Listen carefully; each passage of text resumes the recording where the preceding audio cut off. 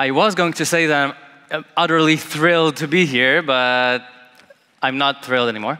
I mean, but I am thrilled to be here because, first of all, it's a great honor to see so many people just passionate about technology. I've seen this in the workshops and the whole DEVit week, and it's also very thrilling for me as an Israeli to be so close, and this is practically the closest international target that I can go to and speak about technology with foreign people. So thank you for this opportunity, and just so you know, you have an amazing organizing committee here, and they're taking care of a lot of things for you. So I think that's in place. Now let's see if my clicker works. We're going to talk about Borland Turbo C as a test case for atomic design. Hopefully by the end of this talk, you'll know what this title actually means. Okay, so, of course the clicker doesn't work. Let's try it again, maybe start it. I would really want to use this. Would be nice. Again.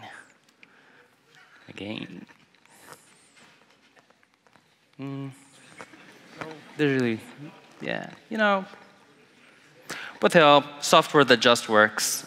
Maybe now? No.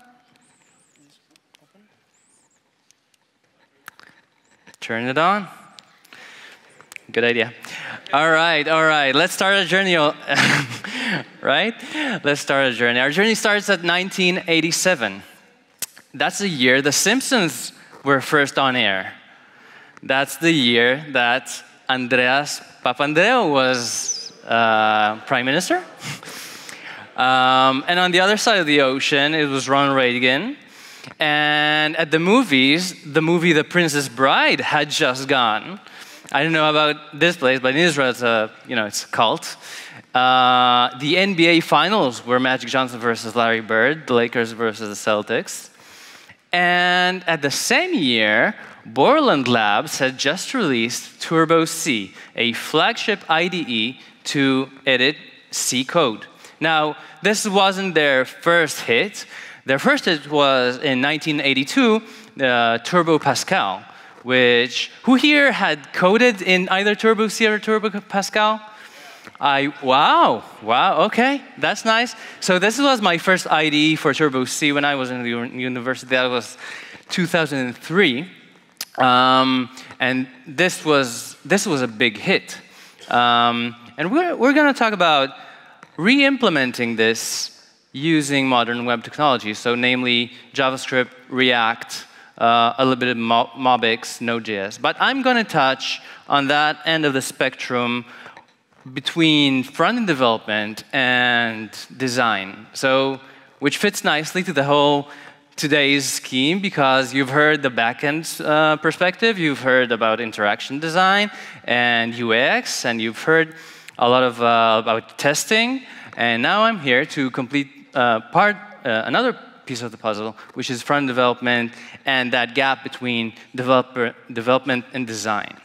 So first, a little bit about me. My name is Amit. I'm from Israel. I've been a web developer, namely a front-end developer, for maybe 10 years now. These days, I'm a freelance. As Katerina introduced me, what I do today is mainly projects for companies, helping them out scaling their UIs consistently. So has a lot to do with what I'm going to talk about today. So a company has a lot of products, a lot of development teams, designer teams, product teams, and they want to keep their brand consistent, their design language consistent, and it's very hard to do. So I come in and I help them do that. Apart from that, I'm a Mozilla tech speaker, which means that I'm occasionally speaking in public about stuff that's related to Firefox and Mozilla. I contribute code to Mozilla Firefox DevTools.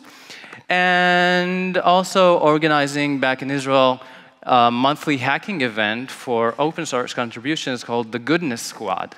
So each month, a group of people, sometimes the same people, sometimes other people, come in and hack for an evening. And the format is really nice because we bring in mentors for each open source project that lead the people through the project and explain how to, all the processes, what issues are. So if you're curious about that, you're welcome to talk with me about that after my talk. Occasionally writing on Medium and occasionally tweeting on Twitter. And now back to our story. So if you want to run Turbo C today, you will run it inside an emulation environment called DOSBox, which emulates DOS. And the nice thing about this is that there's a DOSBox emulation environment for Android even. So you could run Turbo C in Android today. You could go to the Google Play and download Turbo C. Now, let's do a short and overview of what exactly exists here on Turbo C. So, surprisingly, there's a hamburger menu. That's not something that was invented just now. And you're able to open files, see the, well, you raised your hand. You know how this works. There's C code here. You're able to find and replace strings inside the file. There's case-sensitive words, whole words only, regular expressions. All these things were not invented now. Okay, so this wonderful user interface, which only slightly deviates from what we have today, already existed there. We have the buttons, we have checkboxes, radios, pop-up menus, the nav bar at the top, and I'm able to search for the next occurrence, a lot of use in the keyboard, and of course, compiling. This is how I compile my program, and of course, ability to run it. And when I run it, I can see that Flappy Bird in C. Let me play this for a while, see where I can get. Okay, it's a hard game. So on top of that, there's also a lot of documentation. Now, where would you go to see documentation about C? You'd not go to the internet, it's inside here.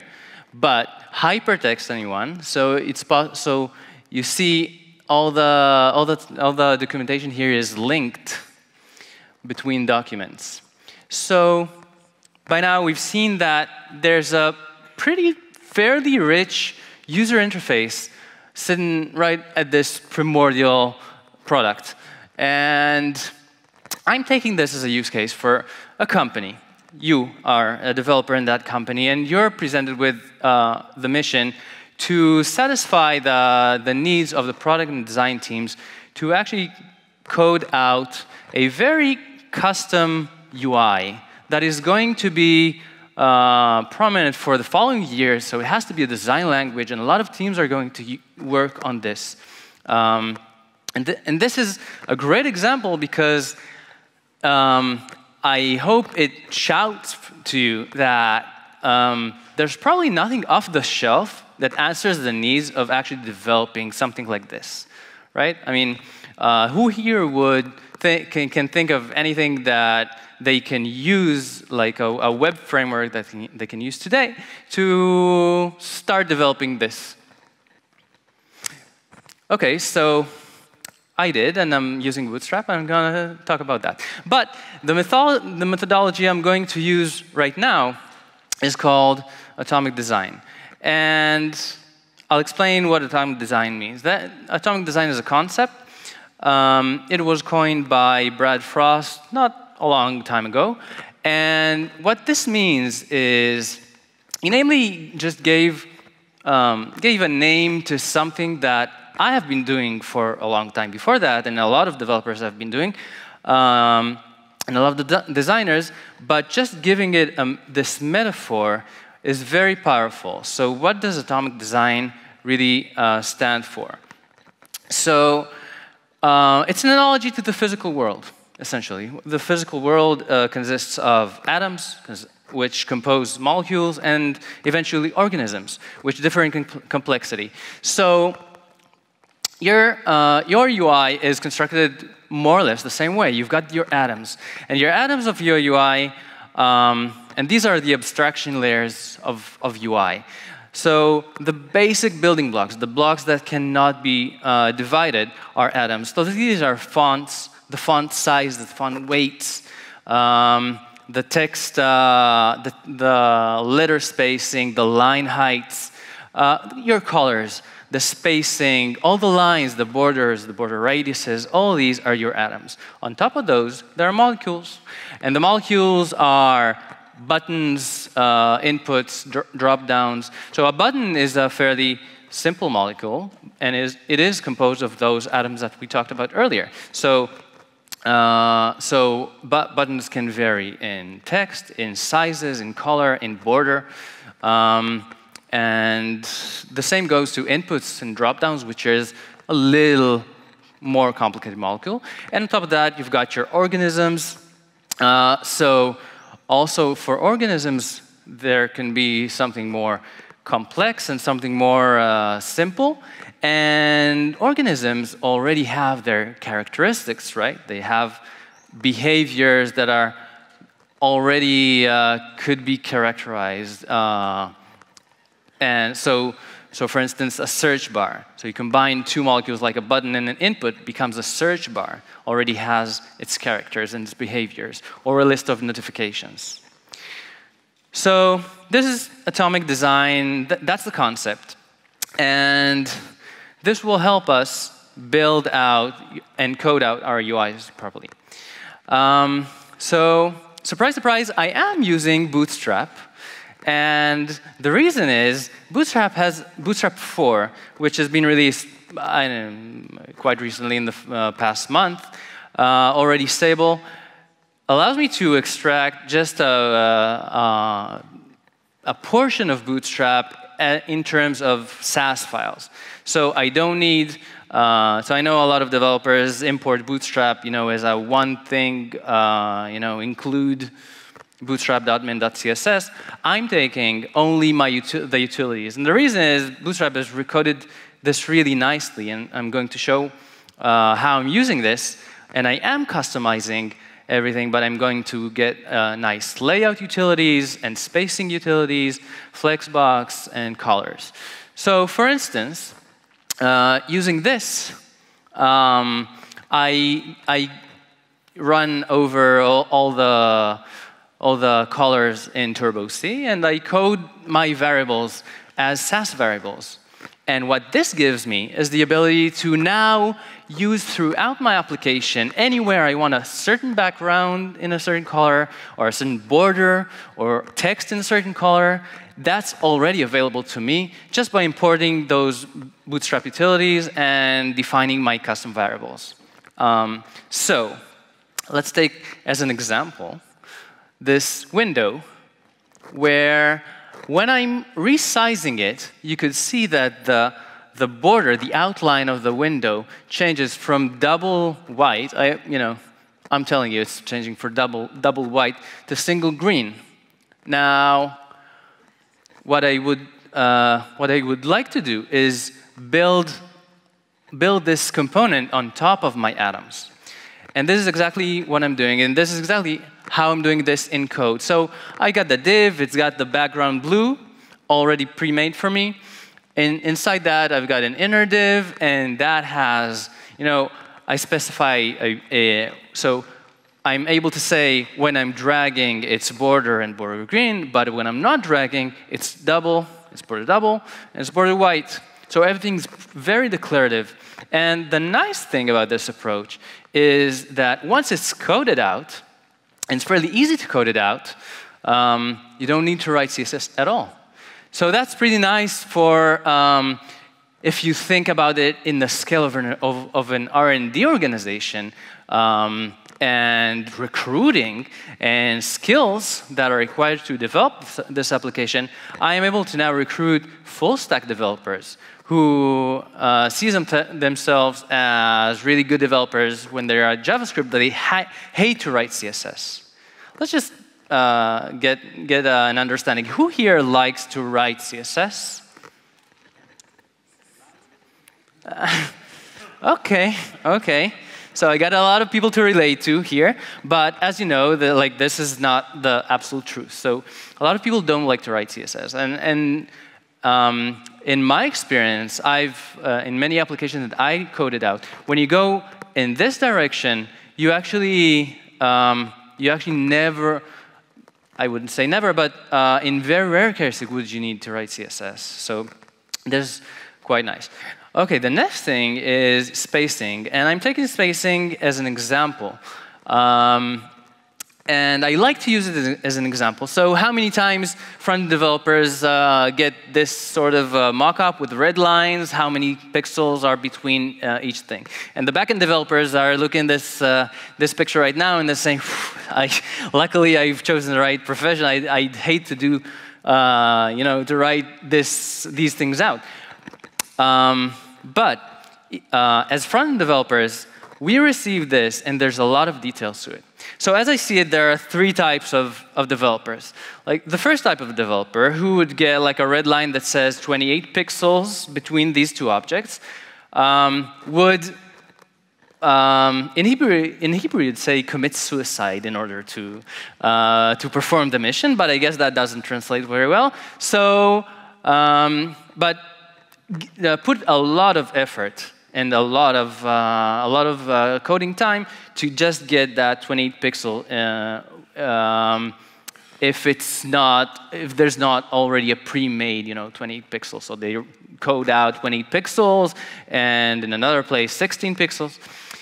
That's one type of developer, which I tend to dislike that style. The other type of developer would ignore the 28 pixel because they have already a pre-made version of this with 30 pixels. And that's also bad because it's not the spec. And the right type of developer, the type that I like the most, is the developer that sees 28 pixel and then stands up from their chair, walks down to the design department, approaches the designer and asks her, you put 28 pixels here, and normally we have 30 pixels between these two types of objects. So I just wanted to know if this was circumstantial, or was this deliberate, or like, what's the reason for this 28 pixels?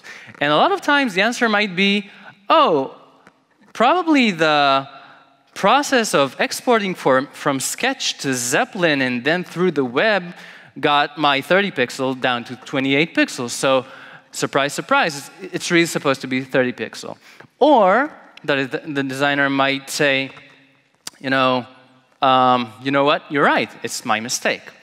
And we're going to reason about those, the reason for those mistakes later on in my talk. But essentially, our responsibility as developers are to do the right thing at the right moment and be able to communicate freely with the departments that are responsible to give us work. So this is so spacing is a good example. And did you go to sleep?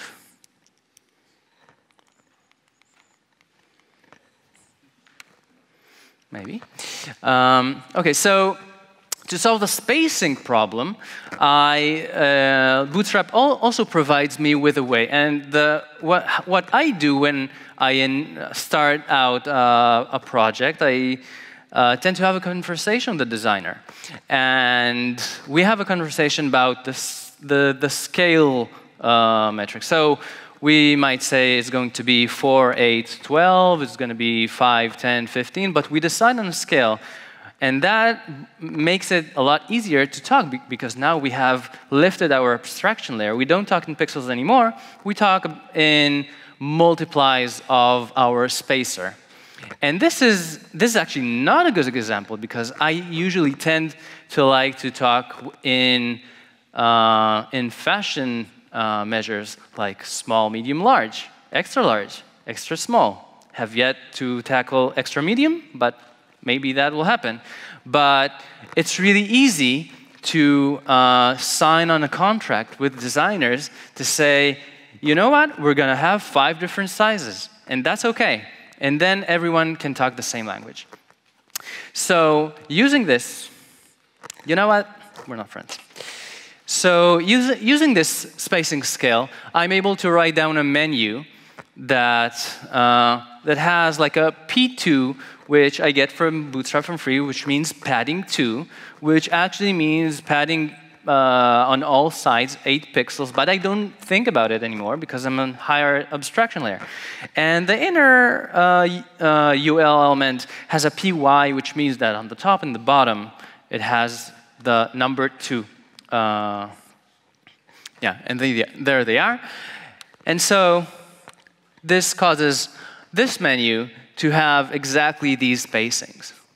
Now, you might think, why is this so important? I mean, it's just, it's just those little pixels.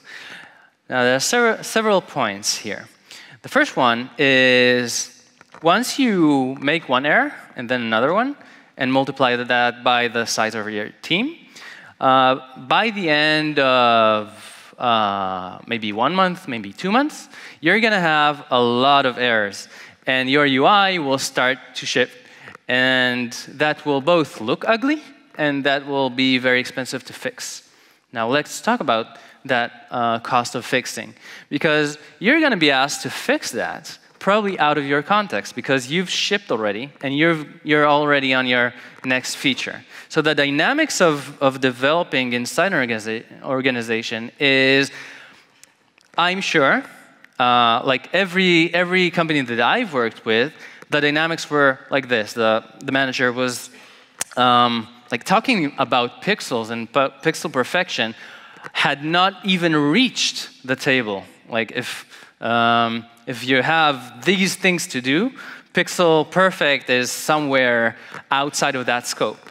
But at some point, it's going to be like, we need to do the pixel perfection fixes for this sprint, and then it gets delayed. And at some point, you're going to have to fix it, and that's going to be way, way outside of your context.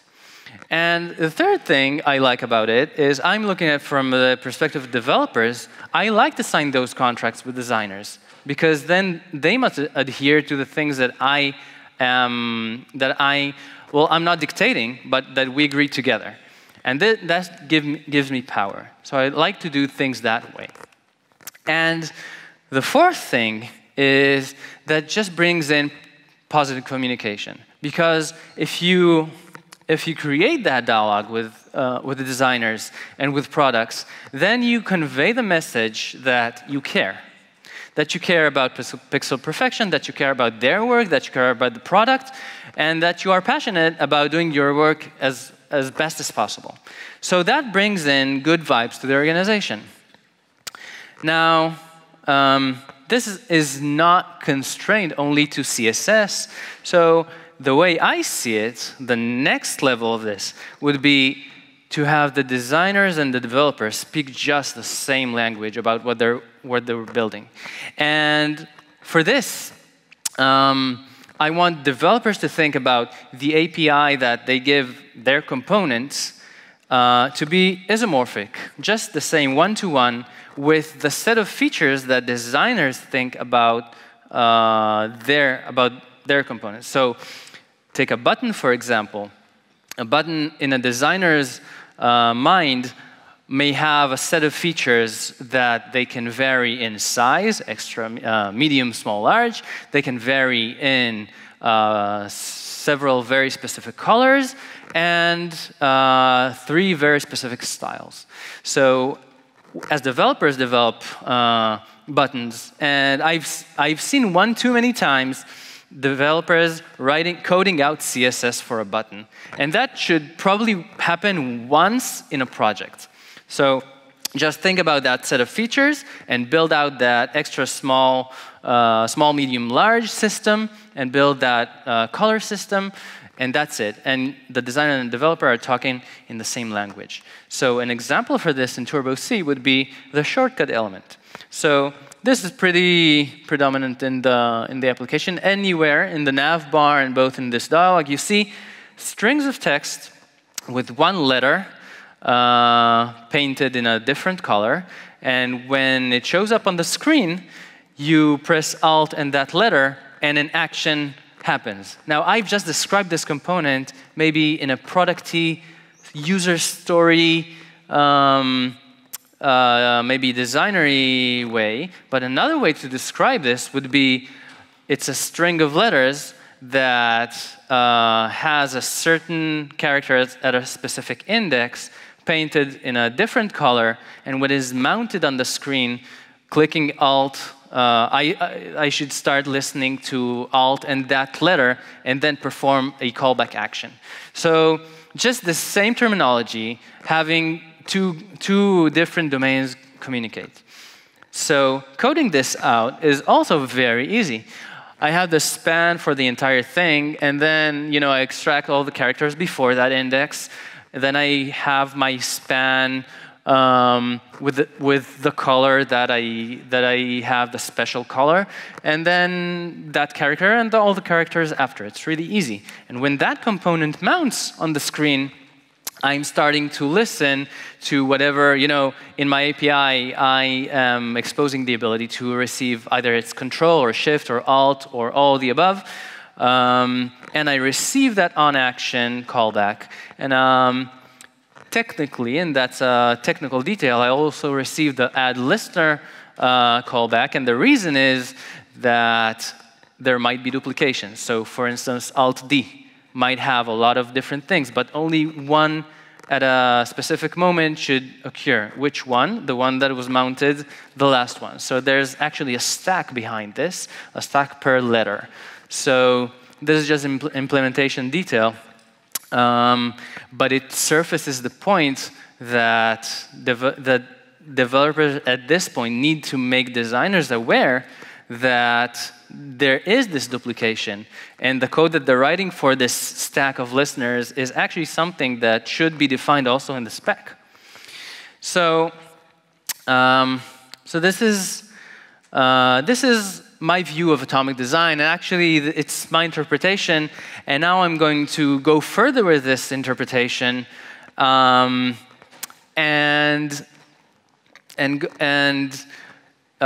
describe it a little differently. So in my view, okay, so we've zoomed in on the 3 abstraction layers for UI, which is really nice, but there's also, I see it as a distinction between 2 linear threads of like having pure UI components and components that contain business logic. And I know a lot of development organizations speak about, let's develop our component library, and then we'll have our common UI thing. We'll open source it on GitHub. We'll have our own common UI thing, and then we'll code the business logic somewhere. And as I see it, there's actually these 2 threads. Oh, my atoms just disappeared. There's these 2 threads of having business logic also on the molecule level. So if I talked about the shortcut earlier, and if you remember the dialog for searching a string, there's a checkbox for case sensitive. And I definitely see a possibility where if there's a lot of places that component appears with the same functionality of case sensitivity, like checking a box and having a shortcut for for case sensitive, I could see a component that contains business logic that wraps the pure UI shortcut with this functionality. Now, this is not a recommendation about how to architect your UI. This is me suggesting what layers of abstractions are and what categorization of components are available. And when you are coding out your UI, just try to think about where the component you are writing fits in these squares. And the nice thing about this is that it's possible to interleave your UI between very big pure UI organisms that contain business logic molecules. So a technique to do this in React, for example, is to use render props. Now, render props is a technique for defining a relationship between a parent component and a child component. So normally, a component has this amount of responsibility. Not everything that it renders, it has a responsibility for. So if I have a dialog component, of course, the content of the dialog is not the responsibility of the dialog. So a render prop is a technique where the parent or the child says to the parent, you know what? You call me with whatever props you want, and you also send me a function to render content. I know how to render. I know when to call it, but you know how to render it. So the parent does this, and then the responsibilities lie wherever we want, and we'll see an example of this. So a menu is a good example of a pure UI component that doesn't really know what each item is. So we can see here there are several types of items, and they surely don't need to reside in the menu component. The menu component is responsible for showing a list of clickable things, probably separated with the ability to be separated by lines. So what happens here, the menu just iterates over the items, but for each item, it does what it's responsible for, the ELI and the onClick, but actually renders the item through a callback they receive from their parent. Now, the pop-up is another example of this, because a pop-up is responsible for popping up things, right? Doesn't necessarily need to know about that opener. It doesn't necessarily need, or it's preferable that that the pop-up itself as a component doesn't know what exactly needs to pop over, but just the fact that something needs to pop over. So I've got my opener here, but the more interesting thing here is that the pop-up knows that in a state of being open, I render the popover, and then I call my render function. The interesting thing here is it calls it with the close method. So it's also saying, here's okay, render whatever you're saying, and I'm going to tell you how to close the pop-up because I know how to close the pop-up. And if you want to put a little button and call this close when the button is clicked, that's cool. So this is a way for me. So this is a way for me to code out UI that has pure UI components interleaved with business logic components. So here's the complete thing. I have the navbar on the top, and I'm iterating over each item in the navbar. Each one is a pop-up, and for each pop-up, I'm rendering a menu as the actual popover.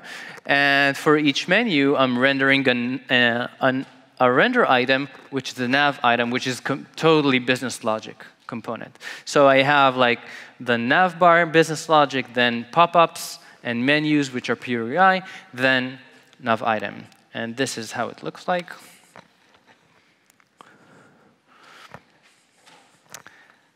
Pretty cool.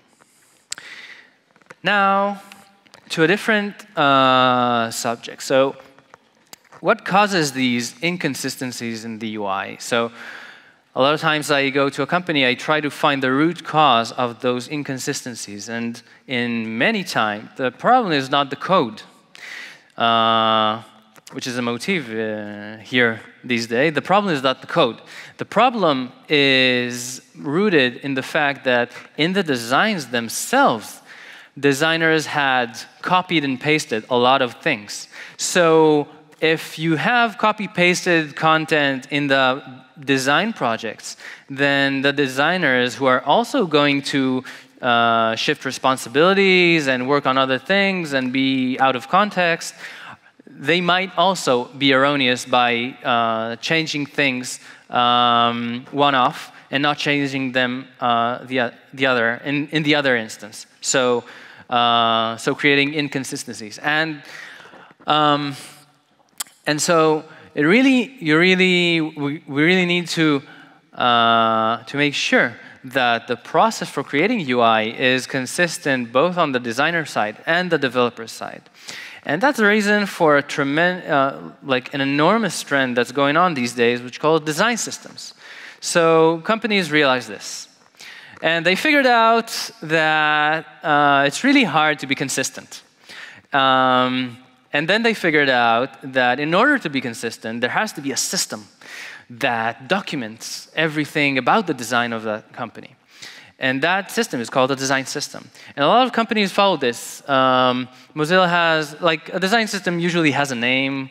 I don't know, there's a committee that in the company that decides on the name. So you've got Mozilla, Salesforce, Trello, Airbnb are very flag carriers in this domain. Also, the US government has an agency called 18F, which is also very into redesign.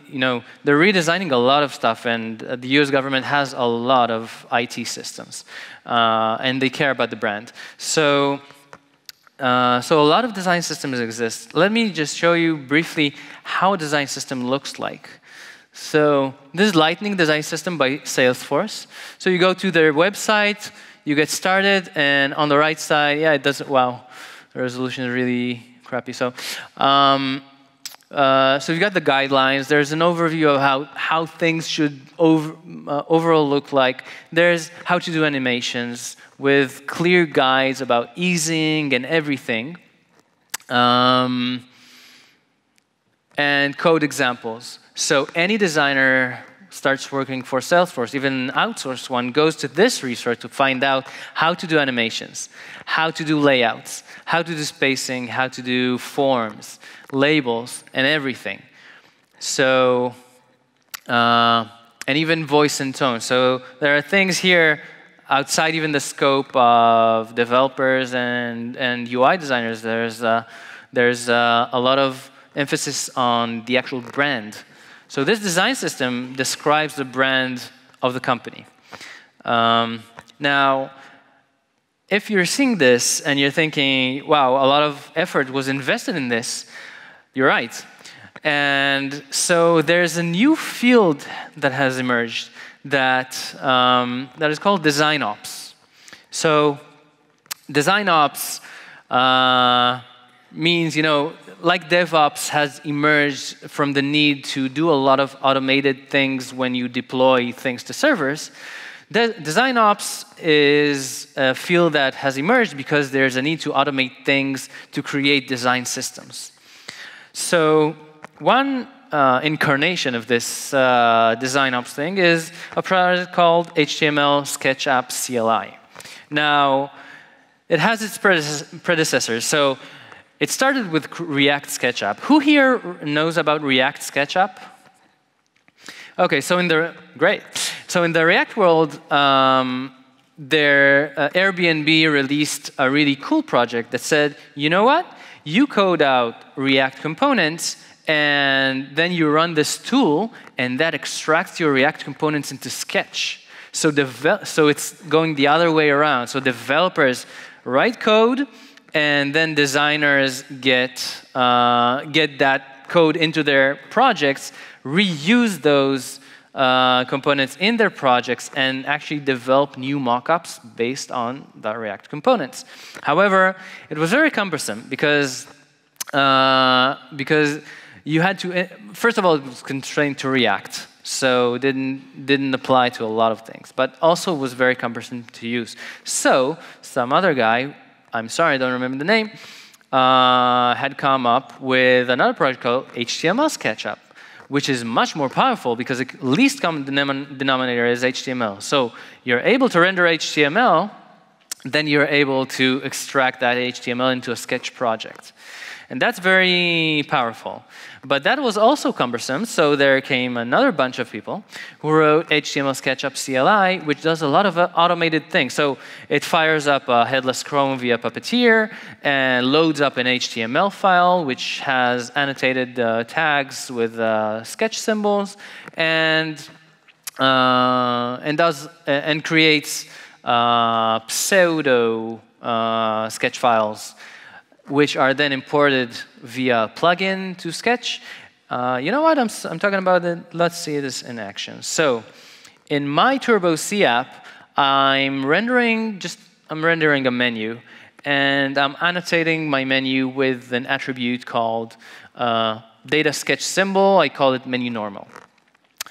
Then I render this to string via React DOM, and I get an static HTML file with just the same attribute, data sketch symbol. Then I go to my terminal and I run HTML SketchUp, which I have installed via npm or yarn.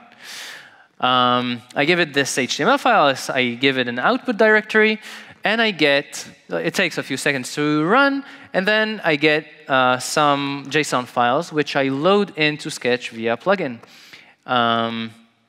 This is how I load it, and boom, I get all these symbols into Sketch. And these symbols originate from React.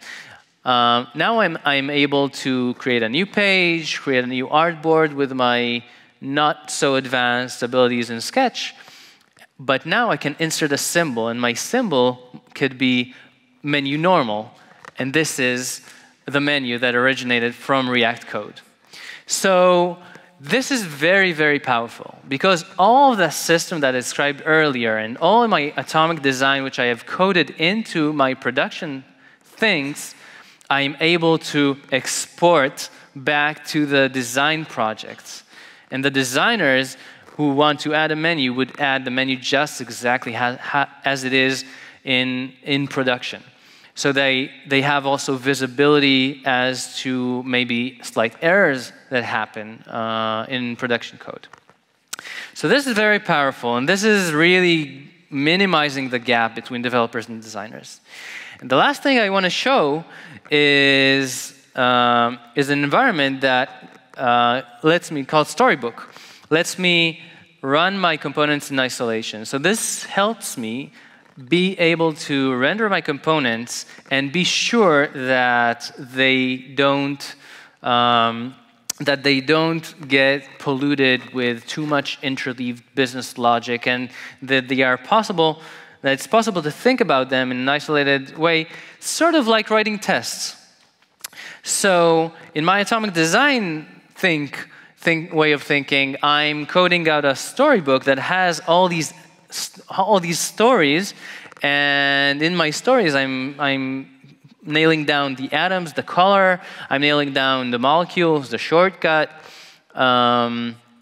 anything that I want to run in isolation. So, and I'm also able to wire it up with listeners, so I can see an action logger at the bottom, the cursor, the menu, pop up, with just random stuff, so it doesn't necessarily have to be. I'm just demonstrating here the abilities of this component. It's also a great way to document how to use my components. And finally, this is a button and the window component.